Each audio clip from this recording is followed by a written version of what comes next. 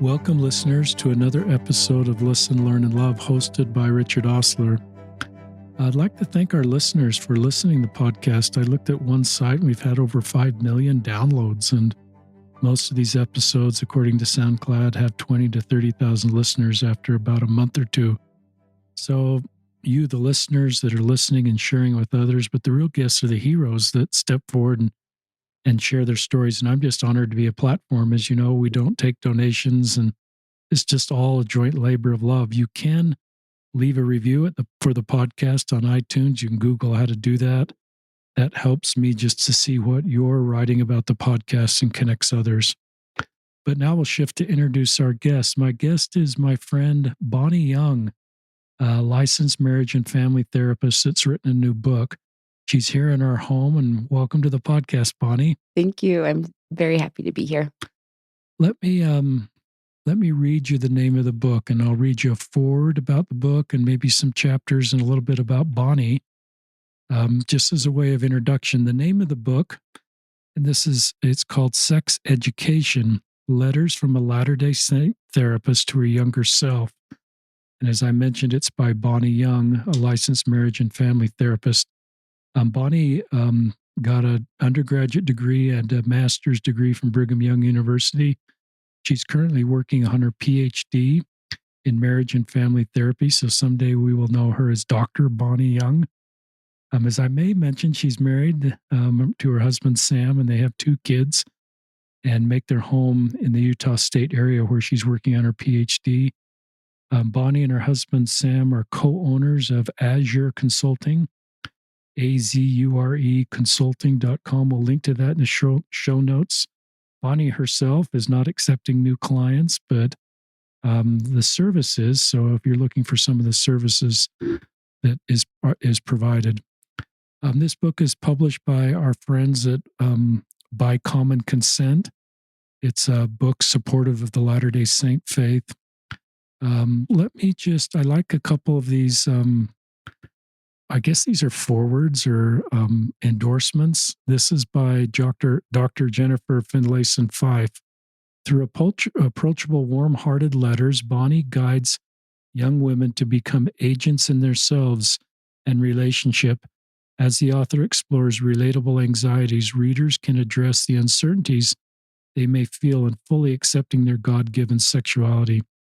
And Tammy Hill, who's been on the podcast, also wrote this. I appreciate Bonnie sharing so candidly her perspectives and experiences with sexuality. This book is a must-read for adolescents who are navigating their own maturation process.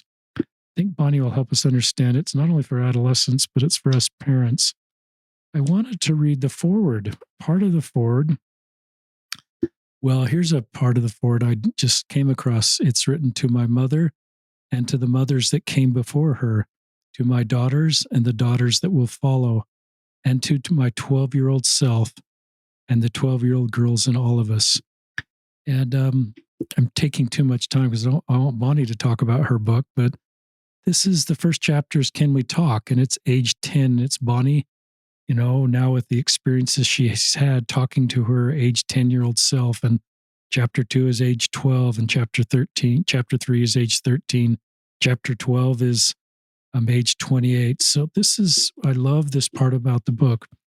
Now, the editor is Bonnie's husband, Sam. And I like what he's written a terrific, a note from the editor. That's what we're calling it. Sex is a tricky thing to write about within the Latter-day Saint community because we consider it to be very sacred. Bonnie and I took great care to make this book a relevant, respectful, and faith-promoting resource. Although not written for children, rest assured there is nothing in this book that would hurt a child if they happened upon it. Reverence, respect, and faith, however, can and should exist together with an accurate description of anatomy and a physiological and appreciation for God's given sexual capacity and the denunciation of unhealthy perspectives and attitudes. Then he goes on to write, lastly, I want to acknowledge that this book is written by a woman to a woman, and I expect more women will read it than men.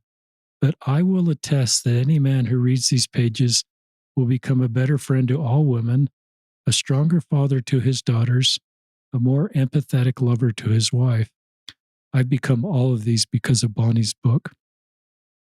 And so I've talked now for 5 minutes, which is more than I like to talk in introduction, but I've read several chapters of this book. I'm the man that your husband's talking about, and I'm in my 60s. I wish I'd read this book earlier as we were raising our 6 kids. I wish I'd probably read it at 10 as a younger man, even though you've written it to women, because when we know better, we do better. So I'm just really honored to have Bonnie on the podcast. And I'll kind of turn it to you to talk wherever you want to start, Bonnie. Thank you, Richard. Thank you for that nice introduction. And I will just second what my husband said and I guess what you said. So maybe I'm not seconding, maybe I'm thirding, adding another testimony that a lot of the men that have read this book have just talked about how surprised they are by being able to get kind of a front row seat to the experience of a maturing young woman. And it's really kind of helped them develop more empathy and see how, bring more of an awareness to how their actions and reactions to women can really change a woman's experience. So, even though men aren't my main audience for this book, I really do hope that men will feel encouraged to read it and to apply some of the things that they learn, whatever stage they're in. But maybe I'll start out by telling a little bit of my story, if that's all right. Please. So, like Richard said, I'm a marriage and family therapist. I've worked with clients with sexual issues quite a bit. And that was one part of the reason I was motivated to write this book. But I would say even more than clients who I love working with and care deeply about, this book was kind of an act of healing for myself. So I was raised in some ways very traditionally, in the church. In other ways, not. I think my parents, when I compare my experience to a lot of other Latter-day Saint peers, I think, wow, like my parents, I'm just very grateful for how they raised me. When it comes to sexuality, my parents did an incredible job of protecting me. And I think that came from their own experiences of learning how important it is to protect children, adolescents, emerging adults, to protect them from sexual harm from other people, like from predators or also in relationships. So I'm very grateful for that protection. I knew that my parents cared about me and didn't want me to be hurt in that way. And I think for my parents, for them, the law of chastity was something that could, how it was being taught at that time, in the 90s. There was in how it was being taught, I think my parents just found so much wisdom because their main focus, I think, was to protect me. But I think that emphasis on protection, I think it affected me in a unique way. A little bit more context about, young Bonnie is I struggled with OCD and took a lot of things very literally, was very, very careful about a lot of things, especially things concerning religion. Like I remember really kind of agonizing before I was baptized, if I was worthy. And I think, I've talked to other people about, do you wonder if you're worthy before I think that's a normal question. But for me, like, it was a very agonizing experience to wonder if I was worthy, if I had done something to kind of disqualify myself. I was really concerned about being good and following rules exactly and or with exactness and being really clean. So when I was hearing these messages about sexuality, my experience was a lot of fear around sexuality, right? So my parents are trying to protect me. That inspires fear. So now it's not only, sex is not only scary because someone could hurt me with it, but also anything about me that could be sexual also I experienced that as being very evil, very yucky, filthy. And so during my adolescence and like young adult years, sex was something that, I mean, even if it was just being mentioned, was like, I do not want to go there at all, for a multitude of reasons. And I think that reactivity to sex really did not set a very healthy foundation for me to kind of naturally mature into my own sexuality. And so, once I started dating and, having more romantic experiences, there was just a lot that I had to learn, a lot that I had no idea about, as far as like setting boundaries in my dating relationships, or even how my body, like what was happening with my body. And one thing that is kind of trademark of me is like I tend, like when there's an uncomfortable subject or like something that's kind of unknown or maybe taboo, I like to like dive into those subjects. That's cool. So that didn't really emerge fully with sexuality, at least until college age. But I started diving into a lot of research around sexuality during college years, especially around pornography. I think initially that was inspired by my fear. Like, this is a really scary thing and I want to protect myself about it. And I kind of look back at, 20-year-old Bonnie, 23-year-old Bonnie, and think like, oh, she was, on a mission to like solve the world. And I have grace for that 23-year-old Bonnie, but maybe what I'm trying to say is there's quite a bit of fear, like inspiring that. What really surprised me was when I finally, was dating my husband, how naturally we could talk about sex and sexuality. It just felt, I think it was just how safe I felt with him and how educated he was. Well, how educated he was. How do I say that? We both thought we were educated at that point because we'd been doing research and, he wrote this series of articles about pornography use for the Daily Universe. Is that what it's called? FUIU? Yeah, I think so. Yeah, it was like this really cool series. And I was doing all this research. I was like hosting these, like how to talk about pornography when you're dating, like events.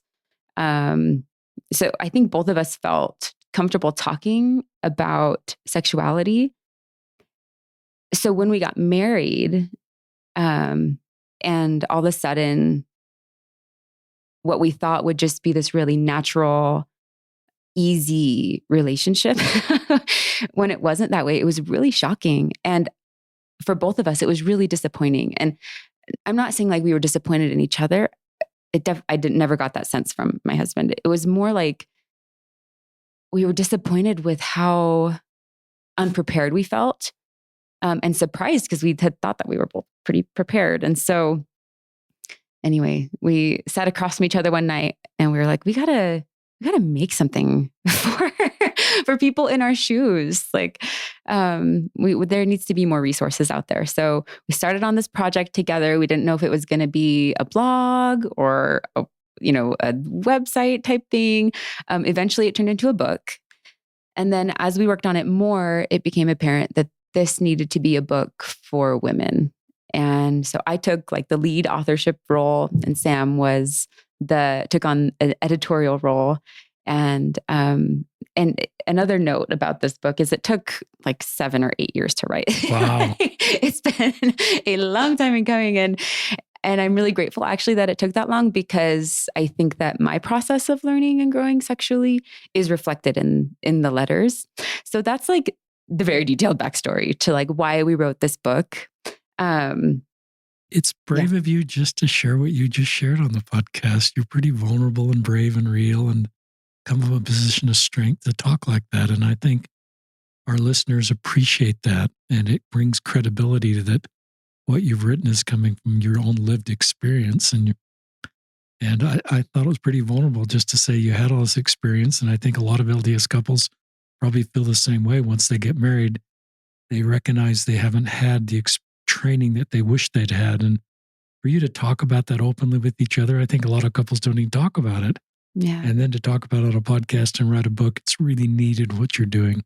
So thank you. Yeah.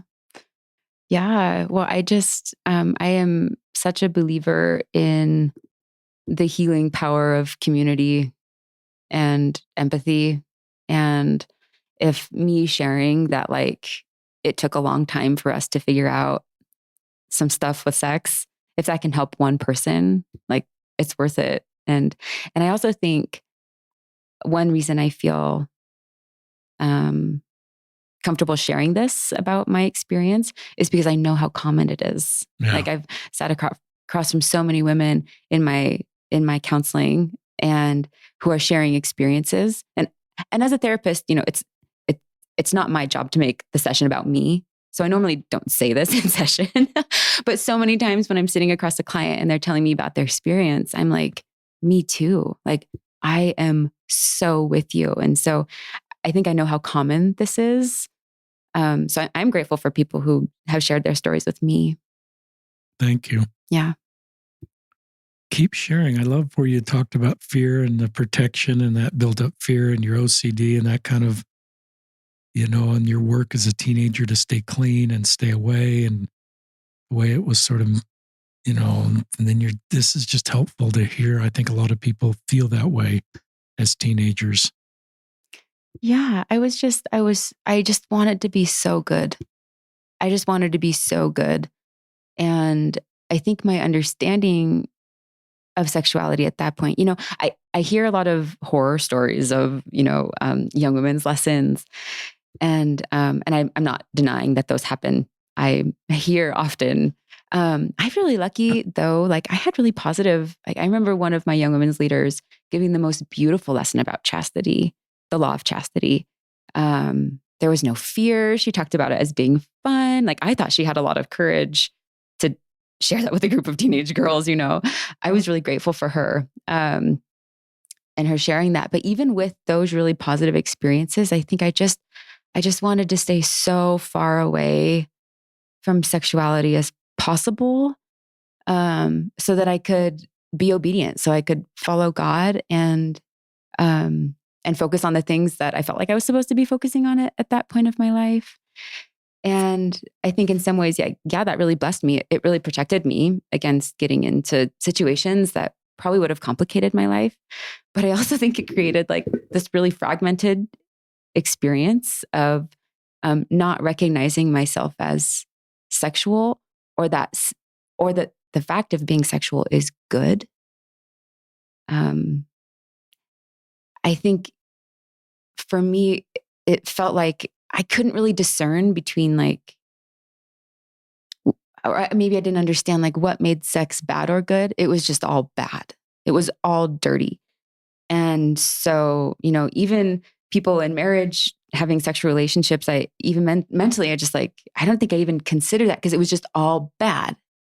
And then that combined with like my OCD, I think complicated things because one of the forms of OCD, one of the obsessions that I would have was really sexually intrusive thoughts. That made me extremely uncomfortable. That, had I been inviting those thoughts voluntarily, I think, well, I wasn't, but I think it was confusing for me because I didn't know that I wasn't. Anyway, all of this to say, it was kind of jumbled and messy. And I think I just wish I would have been told, number one, I think I wish I would have been told or taught about the difference between intrusive thoughts versus, or just like normal sexual thoughts, which are very normal, right? And then also like dwelling or like fantasizing, like choosing that. I think I wish I would have understood that because for me, they were all clumped together and that felt really scary to me. I think another thing I wish I would have understood is like that the world's understanding or like how the world portrays sex, there is so much that is sinful in that, like uncommitted hookup, manipulative sex. Like that doesn't inspire goodness. That doesn't bring us closer to who we truly are and to who God is when we're not being congruent with our sexual behavior and the amount of commitment in a relationship. Like but I think for me, again, it was so jumbled. It was, well, hookup sex and all sex is just like dirty. So I'm just not going to go there. And it's a little bit more clear for me. And I say a little bit because I still have so far to go, but, that like sex itself is so good. And it isn't sex that makes something bad. Rather, it's what we're doing with sex that can either make sex produce goodness or evil. And maybe that's kind of a mature way to think about it. I don't think I'd be able to teach, a 10-year-old that, but I think that that's something I really hope to teach my own children. And I hope is something that comes across in the book, is kind of really emphasizing the goodness of sex, the goodness of our bodies, how divine the design of our bodies are, and the potential, how good it is that we can experience pleasure, that's something that God wants for us. I love that. I love the thoughts. Use some vocabulary. I hope our listeners picked up on intrusive thoughts. There's no sin in intrusive thoughts. And those Yes. are going to be normal. And if you've got OCD, you're going to feel maybe more worse about those than if you don't. Mm-hmm. And just normal thoughts that come into your mind, because we're sexual beings. And I wish we taught that better in our faith, because I think there's so much shame then that comes with normal thoughts and intrusive thoughts. And you pivoted there and talked about if you sort of seek out, or, there's a point of agency there that may be different for everybody. Mm. But I think splitting that can help people not feel shame for normal thoughts, or even intrusive thoughts, maybe things that are like, I really don't want to do that. Why would that thought ever come in my mind? Yeah. But I love the way you've written this to specific ages, because listeners, I think Bonnie could have just written the 20 things that we should do, but this space is sort of age specific. So talk about, you've got specific ages for each letter. And these are letters, again, written, Bonnie, to her younger self, which I love the format. So talk a little bit about that. Yeah. I wanted this book to be really, I'm writing this to my younger self, and knowing the younger self that I've just described, right? If I gave my younger self a book about sex, she would probably put it deep in a cupboard somewhere and never look at it. So I wanted this book to be very unthreatening. I wanted it to be very, I wanted it to feel gentle and nurturing. And so I wrote it in a very, I'd say, accessible way. So age 10 is when I first start writing the letters. And, what was going on for Bonnie at age 10, my body was starting to change a little bit. I knew that puberty was coming. I really didn't want it to. I had some experiences, in my home, learning about the law of chastity, in our family gospel discussions, that I had just felt so uncomfortable during. And so that first letter to age 10, Bonnie, is just focused on kind of breaking the ice. Hey, can we talk about this? It's not bad to talk about this. You're probably going to feel uncomfortable talking about that, but that's okay. Most people feel uncomfortable about it. So kind of normalizing having conversations about sexuality, and also reassuring myself that it's good to talk about this. We're not doing anything wrong. We're not doing anything secretive or naughty by talking about this. This is a divine conversation that we can have. Then age 12 is when I start talking about the goodness of sex. So diving a little bit deeper in. So, in the first chapter, the first letter, it's, can we just talk about it? And then in the next chapter, it's, I actually really want to emphasize how good this is, right? Because 12-year-old Bonnie, she started middle school. She's hearing all sorts of things at school, and it's confusing. She just wants to avoid it. She's not exactly sure if, that avoidance has probably caused her to not really think about this very hard. But still, even though she's not thinking about it, she's getting a sex education. True. And so just really emphasizing the goodness. And then the next letter is titled The Power Pack. It's about, having my first period and the shame that I experienced around that, and kind of speaking to that shame and providing education and encouragement and celebration of how wonderful it is to be a woman.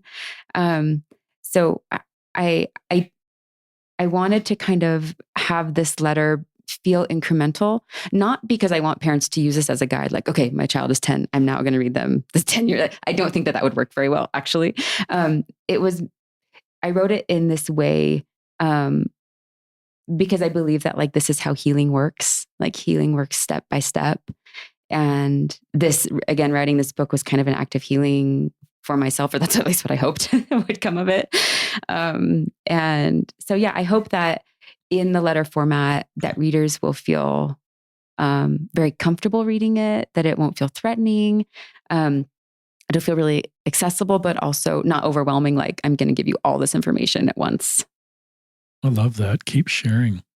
I love that you talked about having your first period, the shame you felt. I'm a guy, so this is kind of theoretical, but, and then how you've used the word celebrated and becoming a woman. And this is a wonderful thing that hopefully women feel that way. I've never really thought about that, what it could feel like and how you felt and what it should feel like. So thank you for talking about that. Yeah. And that's back to your husband's point, is it helps guys have a little more education so they could be more understanding and supportive. Yeah. One comment about that. Again, I think like how we language things, how we talk about sexuality, how we talk about our bodies really matters. I was like the biggest tomboy of all time. I really was. And I loved not having, I loved that, I loved not having the pressures of maturing on me, if that makes sense. Like I loved that I didn't have to worry about relationships or boys liking me or me liking boys. And I loved that I didn't have to worry about my body being objectified. Like I have clear memories of feeling very sad when I would see women's bodies being objectified and feeling afraid, like, is that going to happen to me when my body changes? I did not want that. I didn't want to lose that. That just felt so sad. And like almost like I was afraid that I wasn't going to be able to be Bonnie anymore. It would be like I'm this object.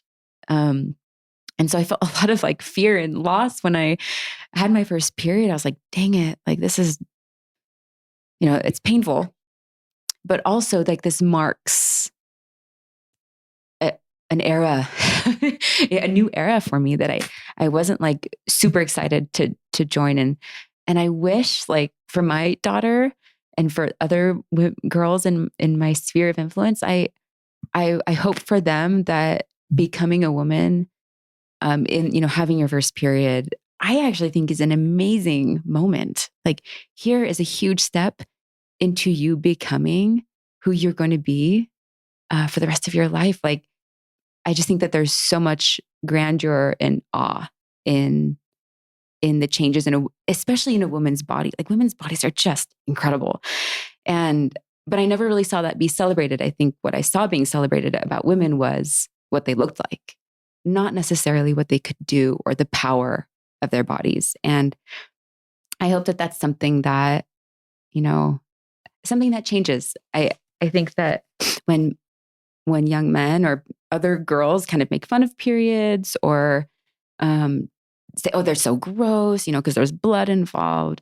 I mean, imagine how that makes someone who's going through that feel like, ooh, there's something yucky and gross about my body versus look at this amazing transformation that's happening to my body. Look at what my body's capable of.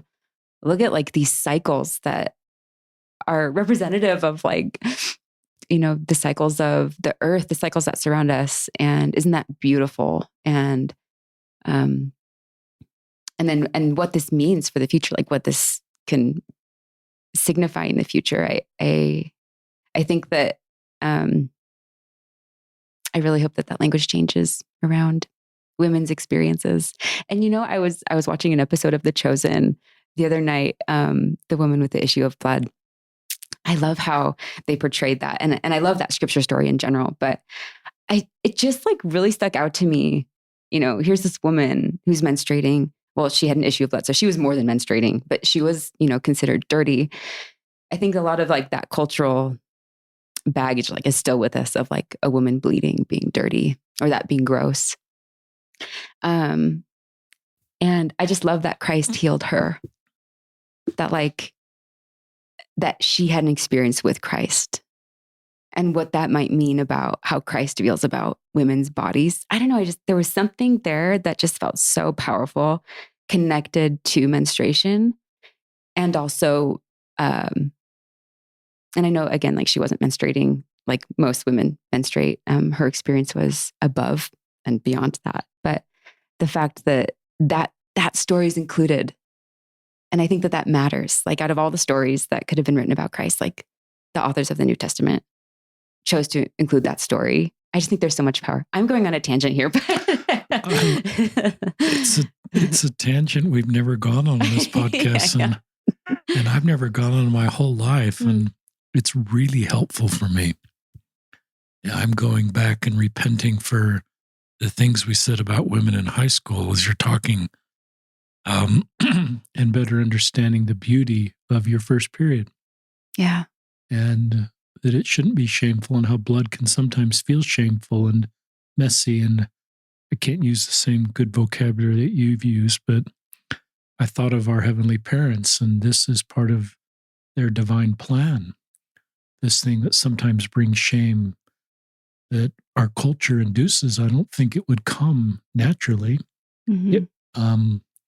But that segment was just terrific. And the principles you taught in that segment apply to just sexuality in general. Mm-hmm. And no shame. This is part of God's plan. This is a good thing. And what it signifies for a woman. I thought that was just beautiful. Oh, thank you. So keep sharing.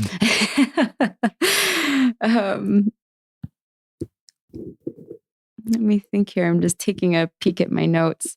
Another thing that we really hope with the book is to, and this idea kind of piggybacks, on this idea of reframing periods and menstruating.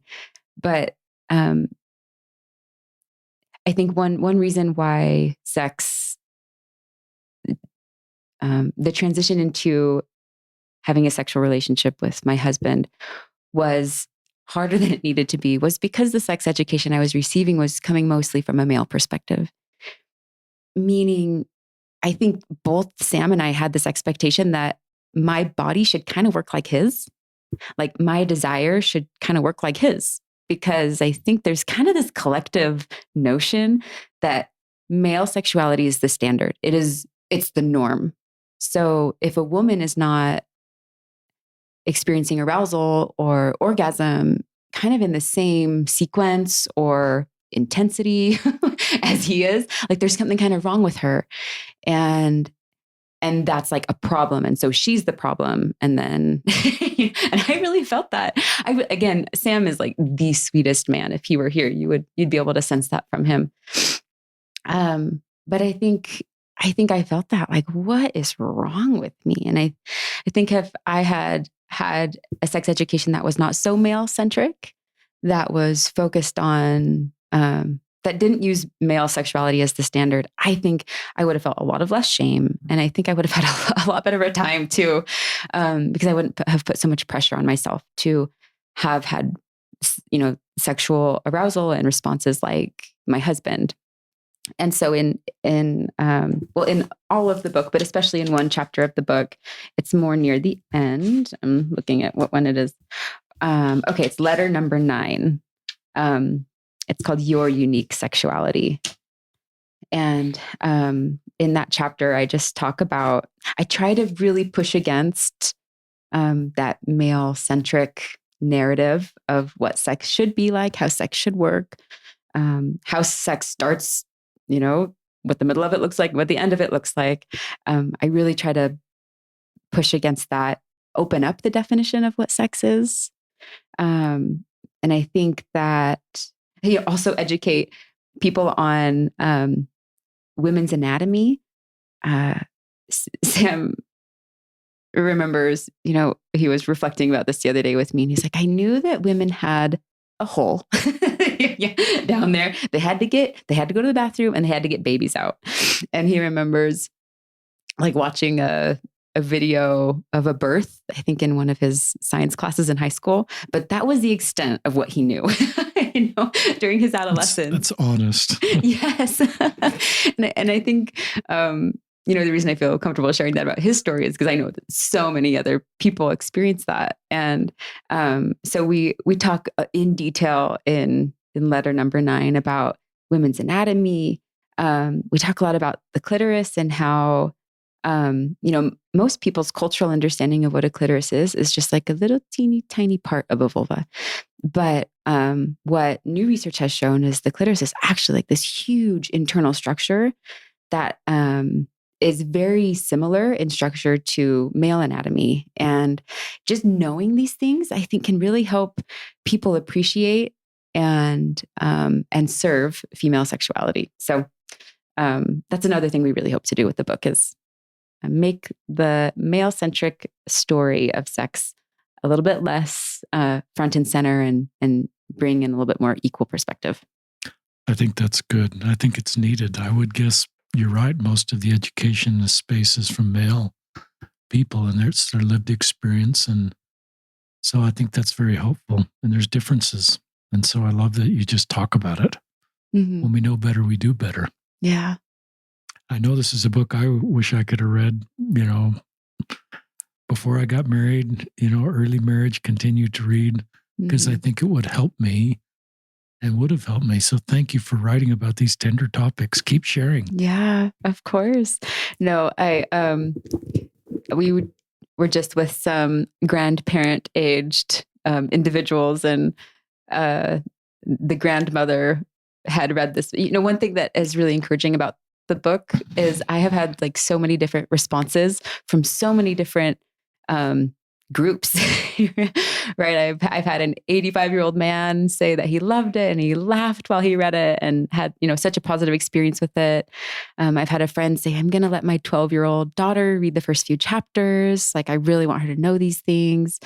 My 14-year-old son to read this. Like, I want him to understand what a woman's experience is. And so one really encouraging feedback is like, I think that this is an accessible book that any age group could really benefit from.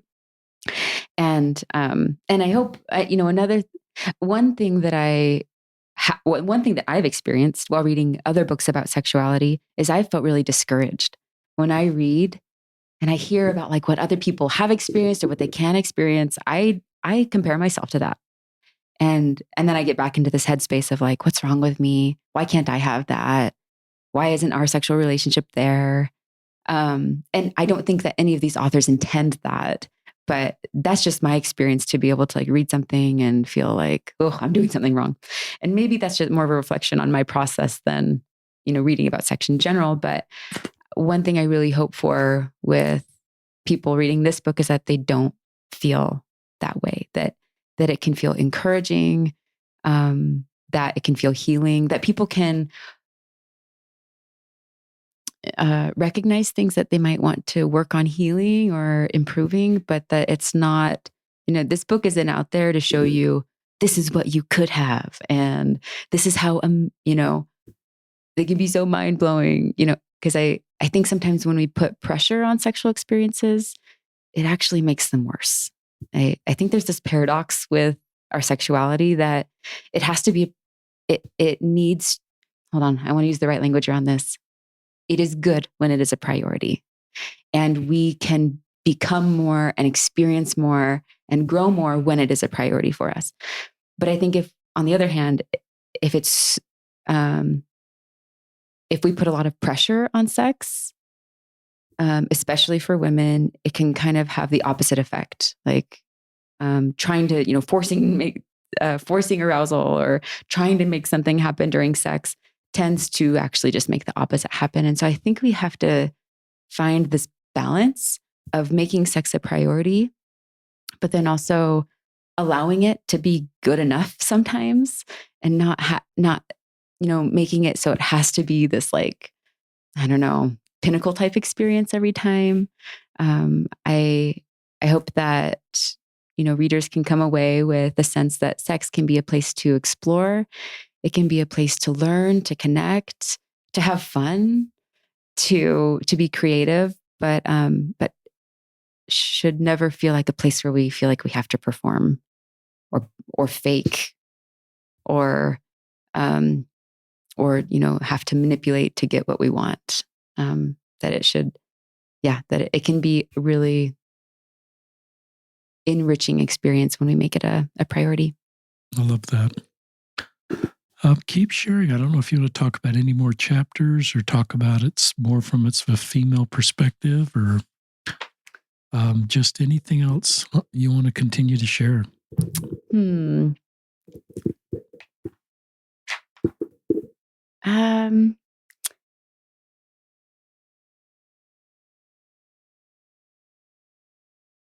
Maybe I could share just like really briefly from one of my favorite parts. Please. In the book. So this is near the end. So the last, okay, actually, I'm going to do something different. This is a good format to change gears. Yeah. So in my second to last letter, I talk about the title of the letter or chapter is Your Sexual Journey. And this is a chapter where I talk about, like, what about when sex doesn't happen like it did when you were in your 20s? What about, when I say in your 20s, I mean like the prime of your, like before you get wrinkles and before maybe there's, some trauma in your relationship or, disability or sickness. So I talk about aging. Good. Yeah. One thing that I really love that we included in the book was that maturity brings the opportunity for sex to be more focused on intimacy and less on function. And that as couples age, normally that brings more maturity. And as you mature, you can have more mature style of lovemaking that's less focused on intercourse and just more on connection. And I really emphasize in this chapter, like spending more time on connection and intimacy will improve your sexual relationship more than intercourse or orgasm. I love that you broadened it beyond just orgasm and intercourse, and sexual intimacy is, that's helpful for me to see it as a broader term than just sex. Yeah. And the way to connect in a relationship. So that's very helpful. Yeah.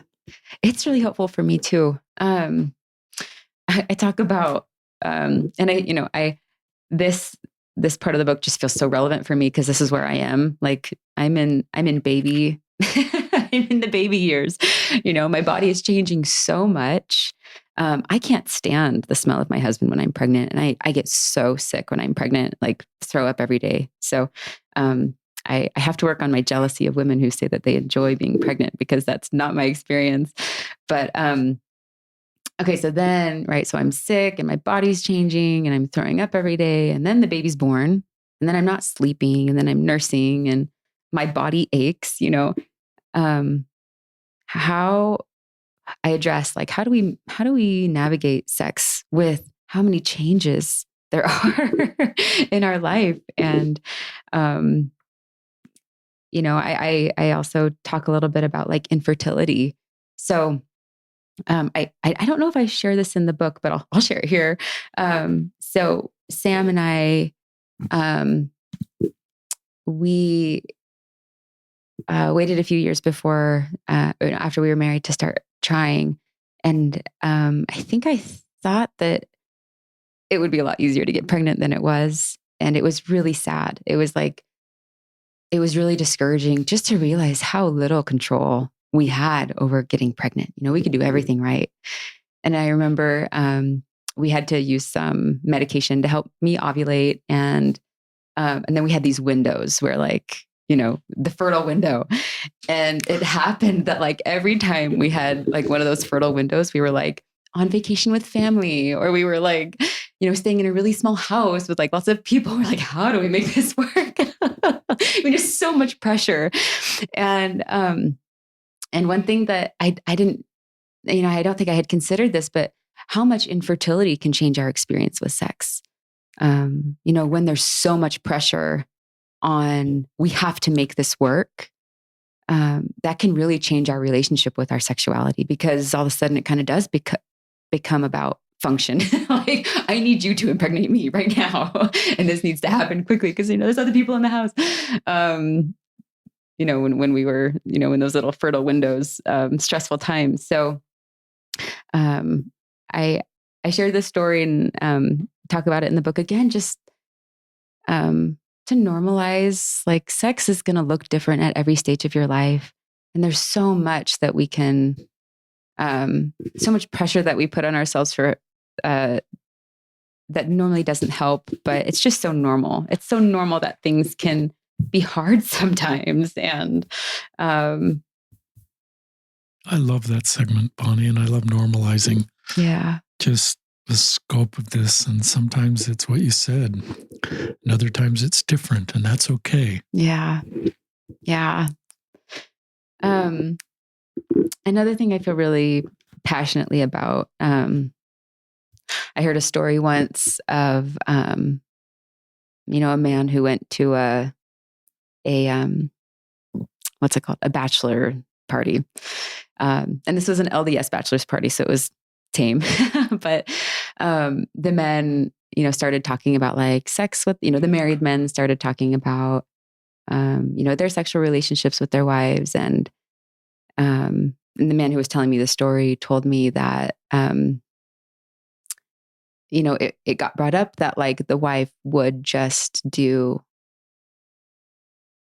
they used a term that I don't really feel comfortable sharing with, but basically that the wife would just be a vehicle for her husband to experience what he wanted. And that's what sex was often for them, was just her being a warm body, basically, for him to be able to, and these are air quotes, meet his needs.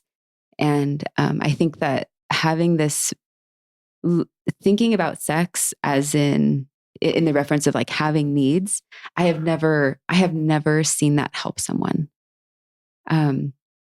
What I do see as healthy and helpful is, I do think that we all have the need of feeling connected and feeling a sense of belonging. But what that man was describing, that's not connection. That's using someone else's body.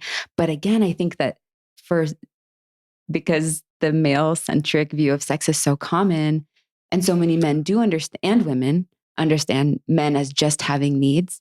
I think a lot of women meet men there to meet their needs. I think a lot of women get married thinking that, my husband has needs and this is just what I'm going to do through our marriage. And I think that creates so much harm and resentment. And it's not, I don't think that is what God intended sex to be. I think in its optimal expression, sex is about connection. It's about becoming. It's about giving and serving. I do think, and that's not to say that there can't be times when we can pleasure our spouse and just let that be it, right? In a very giving, loving way. But I think when we're doing that, it's more from a frame of reference of I'm giving you, I'm giving this to you. I love you. I want you to have this experience, versus I'm checking a box to meet a need that you have so that you're not going to be grumpy. And so that's another thing that we address in the book, and something I feel really passionately about. Because also, that's a sad experience for the woman, but also what man wants. I have never met with a man who wanted that kind of sexual relationship. most of the men that I work with, when I'm doing sex therapy with couples, love the connection that they feel in sex when both partners are are very present and embodied, and when there's this soulful connection happening. They love that. Most men I work with love pleasuring their wives. They get so much satisfaction out of that. And so I think that men who do kind of use their wives as warm bodies probably aren't, loving that either. And I'm not trying to villainize anyone. I think that these patterns, these scripts exist. They've been transmitted generationally. We all collectively, we all have a lot of work to do to get to a healthier place sexually. But I think it's important to call that out as something that doesn't help relationships. That's really harmful. It's a really good segment. You have this ability to talk about this tender topic and in a really wonderful, non-jarring way. It's one of your gifts. And to give grace to non-generational patterns, we have to change. Multi-generation patterns. I'm thinking of the bachelor parties and the culture of that and what you... And that, our culture sometimes it says men are more sexual than women. Some of my guests have helped me understand maybe my own lived experience that's wrong. Mm-hmm. And we need not to look at it that way. And even sometimes, the things we talk to are young women, and young women's are sort of the men are out of control. So it's your job to keep them in control. And it's about your modesty because they're out of control. And I think those are some of the generational things that I'm seeing significant changes. Yeah. And, women are not responsible for men's thoughts and behaviors. And because the sub message is that women aren't sexual, which you're helping us to understand, and other authors. So I love that segment. And I wrote down in big letters, communication's so important. And sometimes you need to see a therapist to help you develop the skills to communicate, because you recognize something's not right here, or it could be better, but you don't have the language or the tools in your own marriage. And so I think it's a sign of strength if you reach out to a therapist and say, we have a common goal here as a couple to do better in this space. And it's not because we're bad people, or we just want to make our marriage even stronger. Yeah. And so I think it's a sign of great confidence when you reach out and talk to a therapist and develop tools through better communication, then improve that space. Yeah. So that's really needed work, I think, in our community. Yeah. And I like that you use the word work, because it does take work. Like, this is to develop this kind of sexual relationship that I think most of us want. It takes work. It's hard. Like, that has been my experience. Me and my husband, right? This isn't something that just happens naturally, because the passion that we had at day one is still, I think we all wish that was the case, but I just think it does take work. But I think worthwhile things take work, and sex is definitely not an exception to that. Talk about, and I want to make sure you have a couple more segments if you want to talk about, I'm thinking of parents liking your content and wanting to do a better job with their kids. Would you, and they're probably, my guess is you'd probably love to have parents read the whole book. And then you kind of touched on how should you kind of mentioned you could have younger children read some of these chapters, but you may not want to give a 12-year-old the whole book. Any thoughts on just how a parent could navigate this? Would you want them to read it together? Would you give them just sections of the book to read and say, read this chapter and give it back to me? Any thoughts for parents to say, I'd love to have my kiddo read this book, but I probably don't want my 12-year-old to read the whole book yet. Yeah. Or maybe they do. I don't know. Yeah. So I actually think there's nothing in this book that would harm a 12-year-old. I think that there might be things that would go over their head, right? When I'm talking about soulful connection, true intimacy, a 12-year-old might not have a great idea of what that means. But I don't think that there's anything in here that would harm. There's no the only diagrams that are included in the book are of anatomy. It's actually funny. There's a illustration of a vulva, and it's an adult vulva. So there's pubic hair. And my daughter, who's 4, almost 5, she opened this the other day, And she asked my husband, she's like, what is that? And my husband's like, oh, it's a vulva. And she's like, no, it's not. It's a bird's nest. That was just so funny, right? Went over her head. No, there's nothing in this book that could harm a child. My suggestion to parents, parents are welcome to let their children read a chapter. I don't know if I would suggest that as parents' first line, though. The thing that I tell parents when they ask me, how can I best educate my children sexually is, more than any resource or book or diagram or whatever that you give your children, who you are and how you feel about your own sexuality and sexuality in general, that will be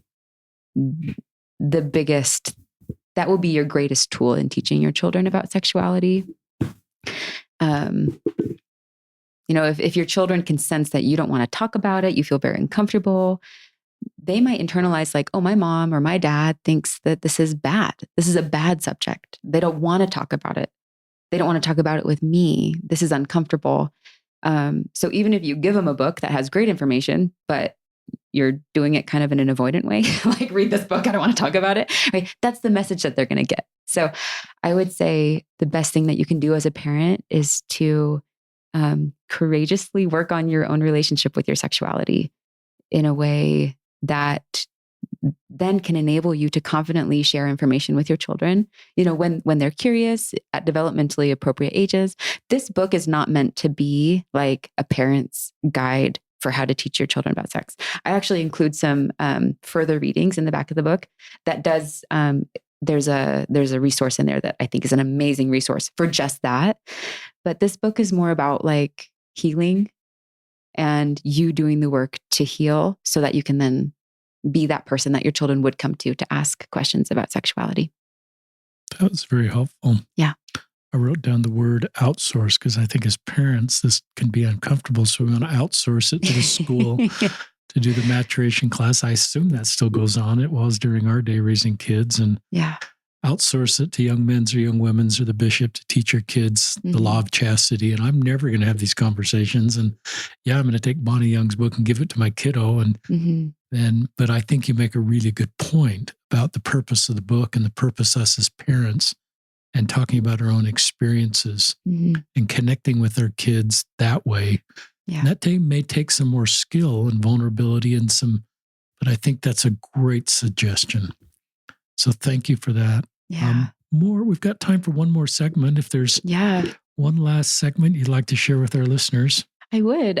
So this kind of ties back to a comment you made about talking about young women or talking to young women that like men just can't control themselves and like you're kind of responsible for this.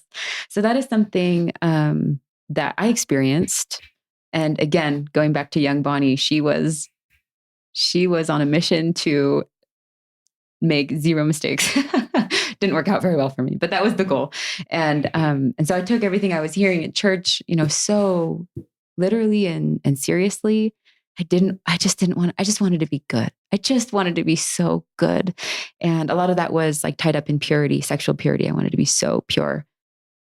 And I remember like I was reading through a journal the other day, and I think when I was 16 or 17, I was in charge of teaching my young women's class about modesty.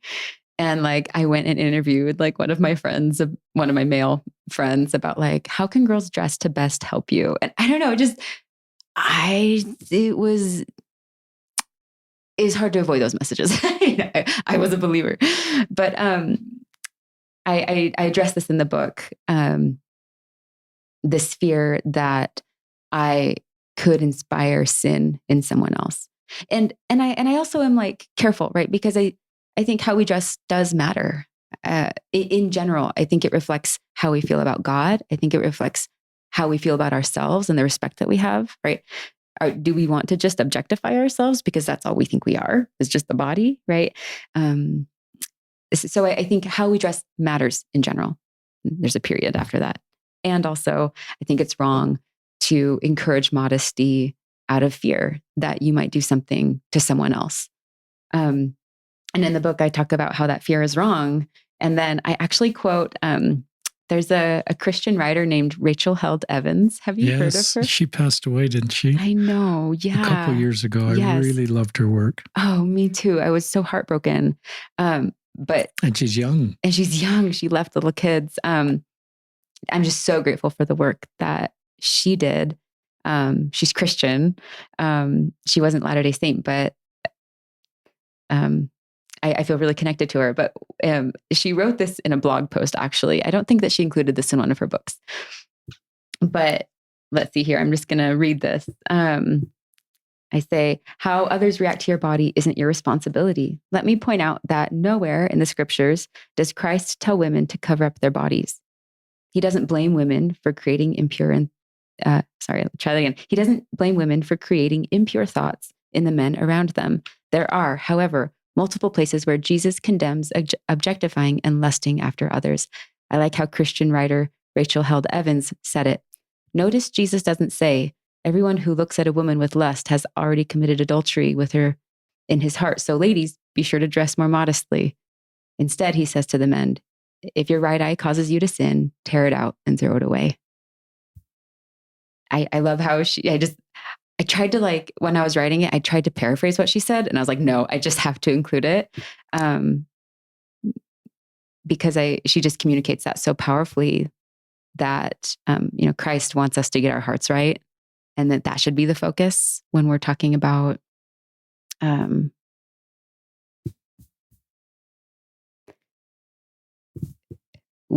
when we're discussing creating pure thoughts or seeking after chastity. I think we need to start with ourselves. Like, we are the starting point, not other people, not blaming other people. I love that way to honor her and having her work part of your book. I wonder if people on the other side are aware of that. Yeah. It keeps her work and memory alive that you, as another LDS author, and she's a Christian author, have taken her work. A question came to my mind. What about parents that are worried about opening curiosity up in their kids' minds by talking about this? And their natural tendency, they want to, just like you wanted to keep the law of chastity as a youth, is one of my strategies is not to talk about this because I don't want to get them thinking about it, because then they're more likely to act out of curiosity. So talk about your feelings on that. I would guess you've got some feelings on that. Yeah, I do. I think that's a really normal concern for parents. And excuse me. I could see myself having that same concern too. Like, we want our children's lives to be as uncomplicated as possible. And so we don't want to ever encourage our children to do something that could harm them. Something that's been really encouraging to me is seeing research that shows just the opposite. That I thought you might have some of that. That, when we're teaching our children about sexuality, actually, children who receive a more comprehensive sex education versus abstinence only, which I think is what most parents might have an inclination to do. Just don't do it. Just don't think about it. But a more comprehensive sex education leads to safer sexual practices, a more delayed sexual initiation. So, this research wasn't done with Latter-day Saints, but just in the general population, basically adolescents, teenagers, young adults are making better choices sexually when they have more education and more comprehensive education. I think I'd also like to point out, whether or not you are teaching your child explicitly about sex, they are learning about sex. So if you're not teaching them a gospel-centered view of sexuality, they're going to get a non-gospel-centered view of sexuality. So they're going to be hearing about, hookups. They're going to be hearing about, girls being objectified, probably boys being objectified too, although I don't think that's quite as common. But it also is a reality. They're going to be getting their sex education from movies and song lyrics and social media. Goodness, they are going to get it. So if you're worried about inspiring curiosity, I'd say maybe it's too late. Like, it's already there. And then also I'd say, and maybe I should have started with this point, that curiosity about sex is wonderful. Like, they're curious about something that is God given. Like, we should celebrate that. And I think if we have that relationship with ourselves of like fear, if fear is our first response around sexuality, I think that's an opportunity that we can look at ourselves and say, what work can I do here so that this fear isn't the first thing I feel when I'm learning about sex or talking about it. That was terrific. I just felt impressed to ask that question, and you had a terrific answer. I love you use the word fear because I think fear, and shame is just two of Satan's tools to keep us in authentic connection and keep us connected to God. And this is a beautiful space that you're talking about, writing about, and your clinical work is in. So I'm going to close unless there's anything else you've got in your mind. It's just fine. Listeners, in the show notes, we'll link, of course, to Bonnie Young's book, so you can get her book. We'll link also to Azure Consulting. I think you and your husband are co-owners of that. Yeah. Mm-hmm. I think I mentioned that Bonnie herself is not taking clients, but there are a team of therapists there. So if you're looking for help in this space, that would be a place to check out. And Bonnie Young, thank you for being on the podcast and your work in our community and your tender heart. Kind of merge this tender pastoral heart with your deep understanding of the gospel and all this professional and clinical work that you've got in a much needed space. So thank you for what you're doing. It's really needed. And this is Richard Osler and Bonnie Young signing off on another episode of Listen, Learn, and Love.